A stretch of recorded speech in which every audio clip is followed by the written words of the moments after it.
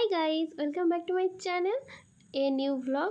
আশা করছি তোমরা সকলে ভালো আছো এবং জাস্ট ফাটাফাটি আছো। তো আজকে যাবো একটা রিসেপশন পার্টিতে, সেই জন্য আমার এই রিসেপশনের এই শাড়িটাকে আমি নিয়ে নিলাম, আর এর সাথে নিয়ে নিলাম স্টোন ওয়ার্ক করা কিছু অর্নামেন্টস। তো চলো বেশি বকবক না করে চটপট রেডি হয়ে নিই। রেডি হয়ে গেছি, এই দেখো আজকের আমার আউটফিট। আর এখানে এই যে উনি রেডি হচ্ছেন, আমার কমপ্লিট হয়ে গেছে সাজগোজ।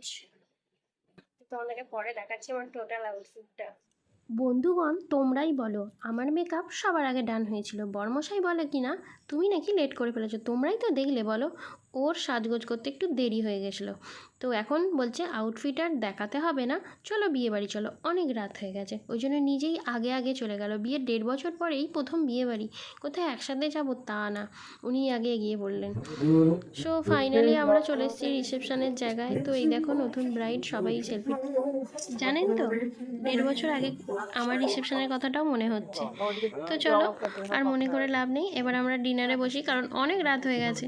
তো আমার তবলা স্যার অপোজিটে বসে আছে, তো আমি মেনু কার্ডের ছবিটা তোমাদেরকে তুলে দেখিয়ে দিই, সেটাই বরং ভালো হবে। কতটা ভিডিও করতে পারবো সেটা তো বুঝতে পারছি না, কারণ এখানে শ্বশুরবাড়ির সমস্ত লোকজন বসে আছেন, সবার সঙ্গে কথা বলতে হচ্ছে। তো মেনু ছিল খুবই ভালো, খুব ভালোই মেনু ছিল। সো ফাইনালি খাওয়া দাওয়া কমপ্লিট হয়ে গেছে। এই দেখো কন্যাযাত্রী চলে এসছে। কন্যাযাত্রীতে কারা এসছে বলো তো? আমার মামারা, কারণ আমার মামার বাড়ির কাছেই বিয়ে বাড়ি হচ্ছে। এই যে আমার মেজো মামা, ভাই, মাইমা, ওখানে ছোট মামা আছে, বোন আছে, এই যে সবাই মিলে আমরা একটু কথা বলছি। তো এরপর আমরা বাড়ি যাব, কারণ অনেক রাত্রি হয়ে গেছে। ভিডিওটা যদি ভালো লেগে থাকে অবশ্যই লাইক, কমেন্ট, শেয়ার করবেন এবং সাবস্ক্রাইব